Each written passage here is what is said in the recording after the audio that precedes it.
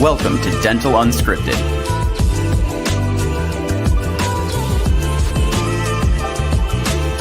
Where Mike Dinzio and Paula Quinn break down the practice ownership journey, one episode at a time.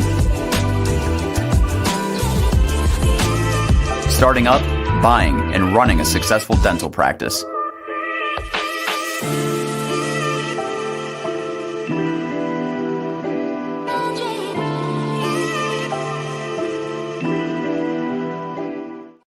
Hey guys, welcome back to another episode of Dental Unscripted. My name's Michael Dinzio, and today we have all next level people on the horn today. Of course, always Paula Quinn, the co-host of the program. What's up, Paula? How you doing today? I'm good, thank you. Stefani is our billing and credentialing lead and front office coach and all things front office. We have her on the pod today, and we are discussing something that if I had $1 every time someone asked me about this topic, I would be a very rich man. And it's all about, should I drop my insurance? Do we believe in being in network, or should we get out, mass exodus? There's some pockets in the country where this is happening. And it's a very good topic because it depends. It depends on a lot of different things. And so we're going to break down this topic the best we can in a very short period of time. With that being said, little housekeeping, please like, subscribe, all the things. It does help us, guys. It helps us rank. It helps get the word out. We don't make money doing this. And it's fun just chatting about dental things. And that's what we're really here for, is for you guys and for educating you guys all and being better owners, running practices successfully, and all the things. So thanks again for listening, and please support us any way you can. Paula, when I say negotiate or terminate, what do you say? Where does your head go with the conversations that we have with our clients, and how many times you get this question? It's like, where do you go with it? Where do you go with this topic?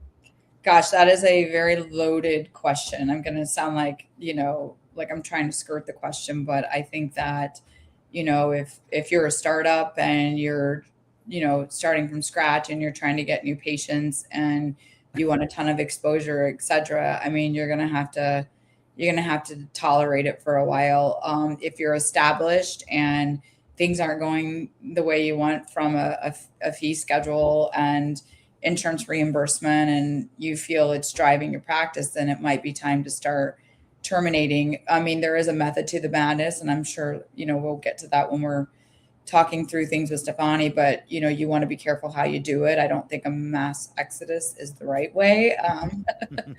But do I get it all the time? 100%. When do I negotiate? Do I take this insurance? Should I be fee for service? Do I drop Delta? So I think we hear it all of the time. Luckily, we have the expert here that knows the answers to those questions, because it is, and I think it's just going to get more and more talked about as things don't change in the insurance world. So, well, Stefani, I'm going to ask you here, like, when is the best time to negotiate? Before we go to that, I am thinking about what Paula just said. And I always say, like, fill up first. Like, if you're not full, what are we even talking about? That's always where I go, right? Like, we talk about our startups all the time, and, they just hate Delta and all the insurances, and they don't want $50 cleanings, whatever it is. And I get it. I totally get it. But if you're just literally sitting there doing nothing, I'd rather have $50 for something. And, if you're not full, I don't know how you don't take insurance. That's where my brain goes. And the funny thing, though, is doctors go through these cycles. So they get full, and then they add team, add ops, add days, and they just change their capacity again. So, like, before you go to capacity, changing your capacity, you can start having the conversation, cut insurances. But if you change the entire metric, then you got to fill up again. So it's like, we always talk about our startups starting with 3 days, and they always usually start with 3 operatories and a skeleton crew. if you fill up 3 ops, that's a good point. In 3 days, 3 ops, and you're jam packed. Okay. Do we drop insurance or do we add ops? Do we drop insurance or do we add days? If you change your capacity, it starts becoming a different conversation, right? So let's just say, hey, we are a scenario. Stefani is like, okay, I'm a startup or I'm a practice owner, and I've been in business for 2 years, and I'm on the verge. Let's just say I'm thinking about expanding capacity or maybe cutting or renegotiating. So can you renegotiate your fees? Can it even everybody tells you it's no, that doesn't happen. There's not really a negotiation. I think there is. Oh, I feel like It definitely is. all I hear is Okay, so by that response, it's clearly is the case. When do you do that? So that's probably first step is maybe renegotiate. Yeah, I think a few things that you have to take into consideration is how long have I been in network, right? How long have I been participating in these contracts when we're even doing the initial credentialing process? You know, some allow it to entertain it on a yearly basis. Some don't even want to talk to you for 2 years. You know, but you also have to assess that, hey, am I getting increases willingly? So sometimes we get inflationary increases on a year-to-year basis. Delta's pretty known for inflationary. You know, the state of Washington has now changed their format that is provider performance driven. You know, it really, I feel when I get providers, like, I think it's time to negotiate. It's because their costs are increasing. So whether it's supplies, it's staffing, that's really when they want to start negotiating because they're like, hey, my labor and my supplies are rising, but the insurance is not keeping pace. But I do say learning, and this is, you know, I hear Stefani say this all the time, and this is like a different podcast topic, but I do hear all the time, it's learn to utilize your codes and what you're allowed to charge for and not allowed to charge for with patients, because sometimes you can charge your UCR with different, if they don't meet limitations and frequencies and things like that. So I think if you are really smart with being up on that stuff and learning that stuff, you can get a lot more out of procedures than just, I have to just take this on the chin.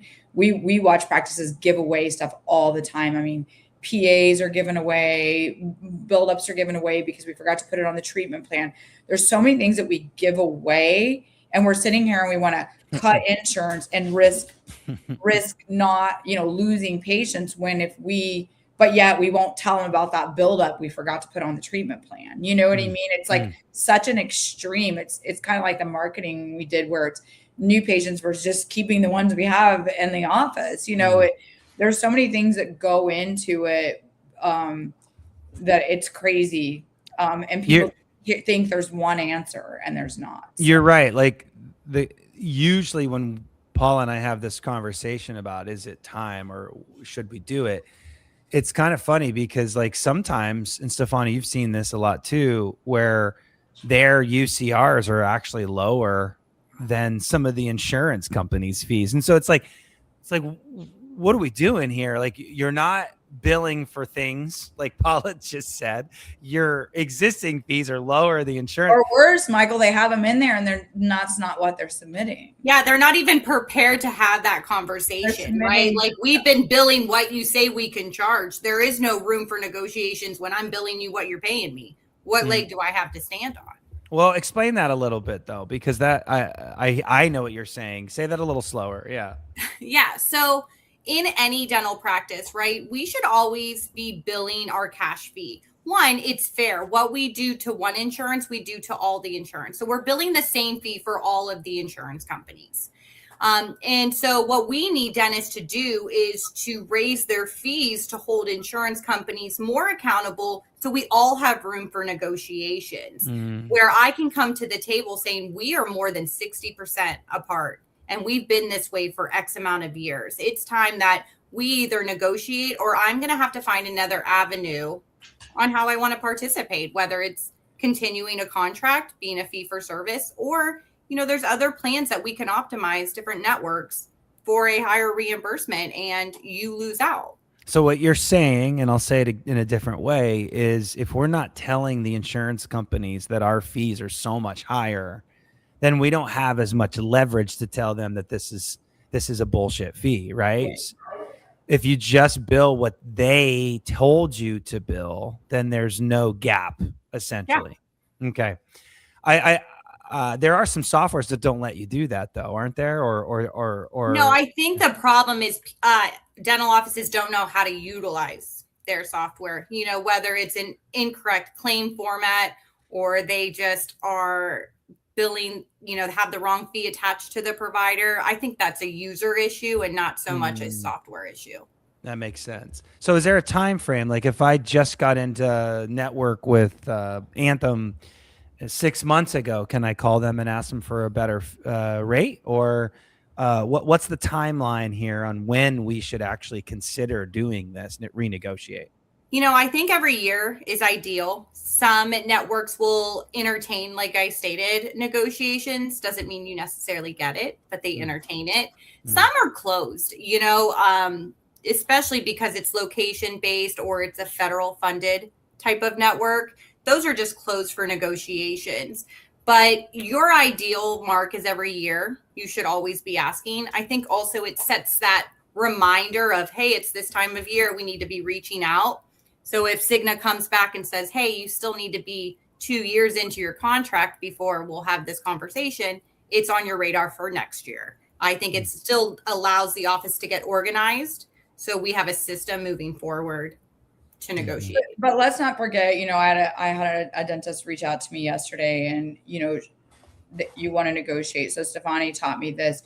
You always have to be prepared to go out of network if you're really fighting for that fee. Asking is one thing, fighting for it is another. So if you're going to pay a service, Stefani and I talked about this yesterday, you want to, that 2 to 3 year, 3 if you really want to, get the most bang for your buck. 2, you're probably going to get some movement. It's when is the best time? And if you're going to ask on a year and you're just going to pick up the phone and ask, that's a whole different strategy than what a company is going to do for you. There are possibilities that you're just going to switch networks. You're going to choose to go out of network for a while. So when you take a stance, sometimes you'll end up being out of network for 90 days before you can do anything. So you have to be careful about how you approach it and how you strategize and be willing to switch networks or go completely out of network. You don't want to just haphazardly, you can asking is one thing, strategizing around it. Threatening is another. Yeah, and that's really where when we are, we do this service obviously at Next Level. When we have these conversations and we're like, listen, you can either restructure your whole network participation, or we really hold these insurance companies accountable and we start the termination process. And, then a retention specialist comes out of the woodwork at an insurance company. And they're like, wait. But they wouldn't entertain it 6 months ago. And now all of a sudden we threatened to leave. They were like, what do we need to do to keep you here? Well, and guys, that's any negotiation. If you're not willing to walk away, then you're not going to get the best deal, but you have to be prepared to do it. But let's go back. Let's say I have an office, Stefani, instead of just saying every year, every 2 years, what's a metric, my fee compared to the intern's fee? I heard you say something about 60. Is that when I'm like, holy crap? Or if I'm at 50, when do I say? I think at that 60 mark, a national average is 40 to 50%. Anything above that, we even have conversations is sometimes it just does not pencil. What are the pros and cons if we don't, elect to move forward with this insurance company? Are there out of network benefits, right? We have those conversations, but anything over 60%, it's first, we put it right back into the insurance hands and say, this is insulting at this point, right? Wait. I want to make sure that the audience is understanding what you two are talking about. So when you say a percentage of, first of all, you're talking about a percentage of your fee for service fee or your UCR, correct? Right. What offices consider a write-off amount, right? It would be that amount. That percentage. And so for those out there, you got a procedure, it's $1,000. and the insurance company has you at 600 or less, that's the time to discuss that. Now, guys or ladies, a lot of our offices, or not our offices, a lot of offices out there don't even have their UCRs updated to the market. So what do we, so that now this is a moving target for me. So are we assuming that that you're working with Next Level, we get your fees up to the 90th percentile of the market, and you're saying 60% of that? Yeah, because I would say when we work, whether it's an acquisition or practice management in general, when we look at their fees, I would say they're usually in the 40 to 60% range, not at the 90%. So if they haven't updated their fees, or they have updated them, but they're just magically saying, oh, let's update them. If they don't know that true number, it's hard to know that gap between you and, however, if your fees are 60% and you've never negotiated and you've been just fine with it, you probably still are 50% below what Delta's, or what somebody's paying you, because you've been fine with it all along. You've never done anything about it. So yes, the goal would be get your UCRs where they need to be. And if you've been so low for so long and that gap is tiny, you may have to wait a little while to reap the rewards. It doesn't hurt, but to reap those rewards of that significant change, because you're down at the bottom of the barrel already. That's interesting. And offices believe that they can't, because then who do they hurt is their cash paying patients. But there's always another avenue to offset higher fees, right? Whether it's an in-house membership. So I feel like we get providers that are like, no, that's too aggressive, right? And it's just, that's not the case. There's ways to do it. Okay, so now, oh, go ahead, Paula. No, it's okay. No, what were you gonna say? I don't know where you're going. I was gonna change it just a little bit, but I wasn't going there. So let's flip the script and talk about lease networks versus direct. So you guys just mentioned like re-looking at the entire strategy and approaching these insurance companies. So I get a lot of the questions about like, what the pros and cons of lease versus direct. Do you have more? Do you guys look at when you look at this? Does it give you more leverage? Is ultimately what I'm asking. And is it part of the strategy of negotiating, looking at lease networks versus direct? Yeah, I think you have to look at everything, right? It's not necessarily lease networks pay more, right? You'd be surprised that some of these direct contracts can pay more, but you have to look at everything before making a decision. So a good due diligence, credentialing's done at a network level. Some insurance companies have their own network and some do not have one. So they use what you're referring to, a lease or an umbrella network, where it's one contract, a list of insurance payers that also accept it. I think today's insurance company, believe it or not, they're getting a little bit smarter than we are. They'll give a sample size of their network to these leasing companies, but they try to make it harder to get the full access. And to get full access, you have to go direct. So you have to know what plans are, in your office. You have to know where the demand is. You don't want to isolate, some of Aetna, and you now lose the commercial PPO, right? We just talked about that, Paula, in the marketing episode of understanding the companies and the insurance companies, and I wonder what that bridge is. If I looked at an employer, and we'd have to know the employer's plans now to be able to recognize that. That's really, really interesting. Yeah, they make it very archaic. These insurance companies, they're stuck back, so many years ago. I think, on that, we started out with out of network. Do you go out of network? Do you terminate or do you stay? And I think before we go there, I would ask you, Stefani, there's a lot of mistakes offices make, but there's a mistake when they just decide to credential on their own and start filling out contracts. And there's also a mistakes when they do decide, and we kind of mentioned it a little bit, when they decide to go out of network on their own. And we talked a little bit about if they negotiate on their own. What do you think, maybe a little bit, maybe one or two things in those three categories does a company like Next Level bring for them rather than do it DIY? Because, we have ChatGPT now. Oh, yes. Yeah. Everybody thinks that they can do it. I think when selecting, providers don't know any better. And I think also some front offices are much more greener than others. You hear we have to make sure we accept MetLife. So what do? They get the application for MetLife and just go. Rather than, I like to think of a house. There's multiple doors of a house, right?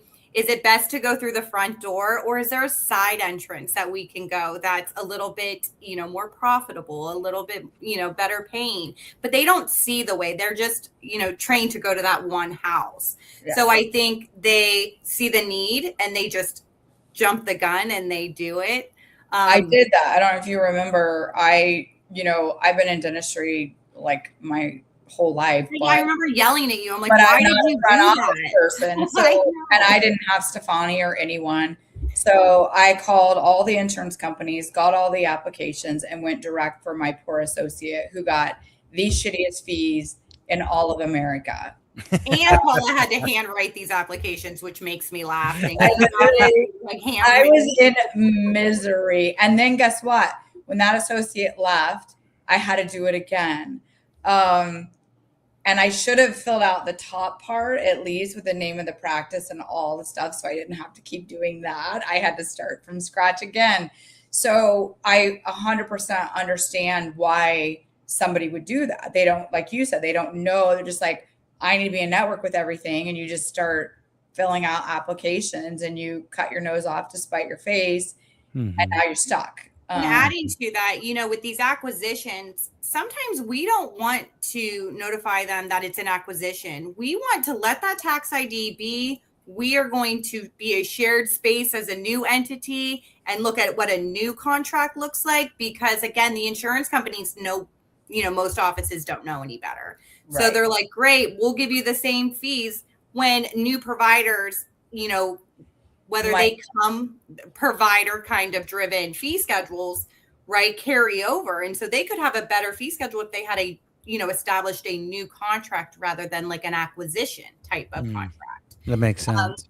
So it's like, listen, let that contract stay in place. I don't want it. I want my own contract. This is not going to be an acquisition. So you have to look at it from every single angle because the insurance companies are not going to be forthcoming in telling you this information. Right. Okay. So I think we covered that at large. We do need to cover just a little bit of the out of network conversation because this isn't a how to negotiate episode. So when you look at going out of network and terminating that can also be a big mistake as well. So are there tips and tricks, ladies, on what to do or how to approach this dropping of insurances? Is there a playbook here? And what do you guys suggest?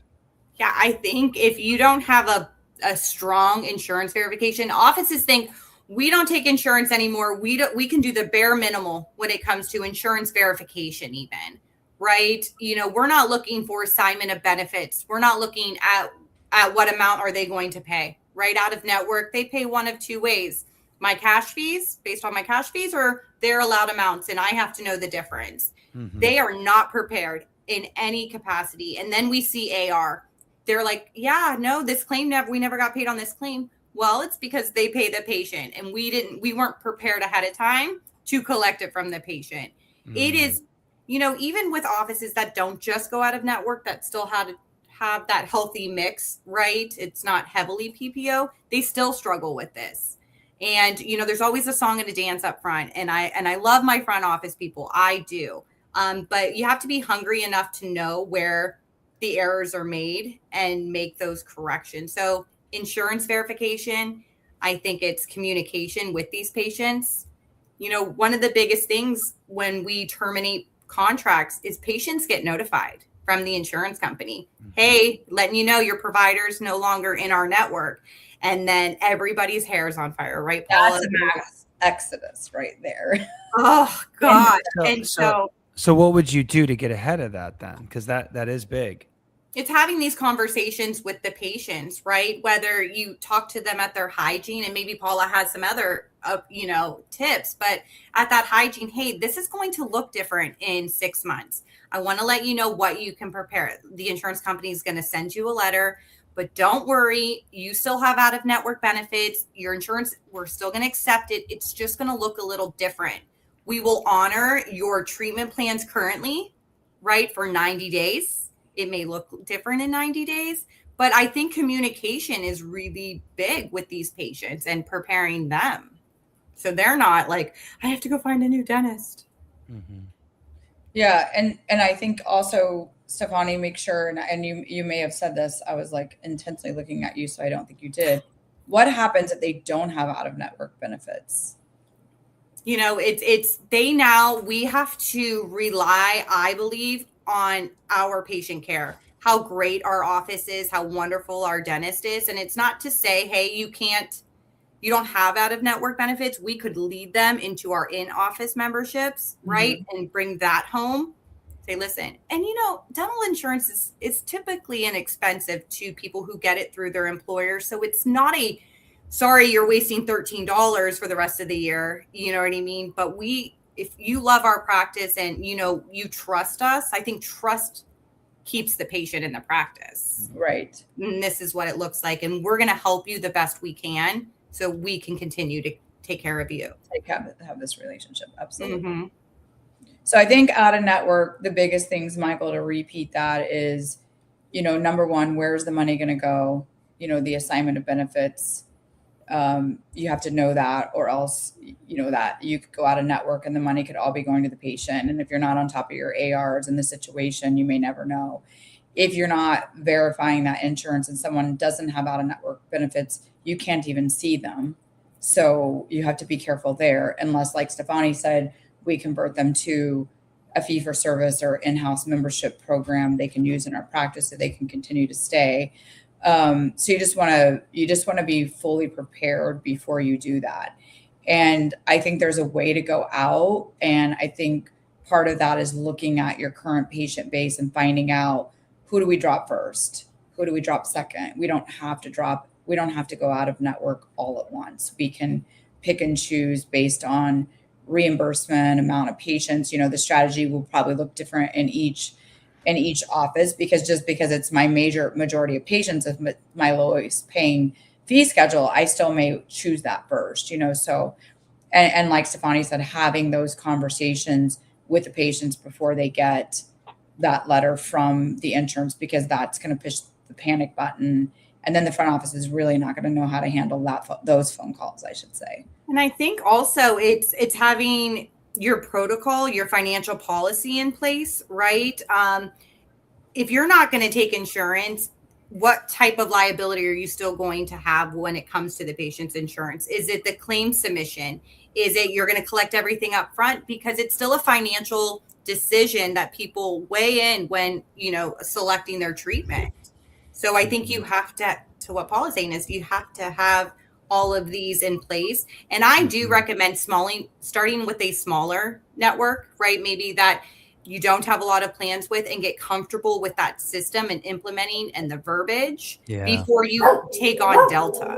Yeah, that totally makes sense. And then I have one more thing to say, because I know we're pretty much wrapping up. Did you have any more questions, Michael, on that, or comments on that last bit Stefani said? No. I do want to remind dentists, though, insurance is a piece of marketing, and there's a price to marketing. And if you're in the directory and patients are automatically just calling because they look up dentists near me and they're saying, do you take my insurance? You have to remember there's a price for all marketing. And if you're getting people because you take Delta or MetLife or Guardian, you are going to take a hit on that new patient count. Yeah, that procedure. So, we're all against insurance, but if I'm if I'm an insurance driven patient and Delta or Blue Cross Blue Shield or MetLife or Guardian are my insurance, and you choose to go out of network, you might lose me. And you may say, oh, I don't want you anyway, but you may lose 100 of us. And you have to decide, okay, so I got $1,000 for a crown and not 1,500. I don't know. Do I want to lose 1,000 patients? So they ask us all the time, well, what's the damage? And it's like, gosh, I don't know. What's your patient experience look like? How does your team treat them? What's the waiting times? How is your treatment presentation? Are you close to financially, or are people always getting statements? Because if they're already frustrated with you even a little bit, that's going to be the straw that broke the camel's back. If they absolutely love you and you're spot on and the experience is amazing, it might be worth, the full fee, and they may not go anywhere. So I can't tell you the damage in your practice. It's, it's team dependent, really. So. Yeah. No, I'm glad you said that, Paula, because it really is a strategy. It needs to be thought through from start to finish, from what is the participation levels, what insurance is, what are the verbal skills, to what's our customer experience like, and being real about all of that before making the decision. And that's why I said, and I'll start the episode and end with it. If you fill up, you're prepared to lose some because you're full. But if you change your capacity and now you need those patients, that's not a good time to do it when you just hired someone, just added date. But when you're packed and you're full, gosh, I'm busy as hell. It would be okay if I lost 100 patients. That's the time to do it. So I think if you are considering this, you should probably reach out to us. We'd be happy to talk to you about it and help you work through it. But it's a big topic. Big topic. That's right. Well, thank you, ladies, for your time and your expertise today. It's a good day at Dental Unscripted, having the next level crew on, and I really appreciate both of you. So thanks so much. All right. Okay. Bye. We will talk next time. Bye-bye, guys.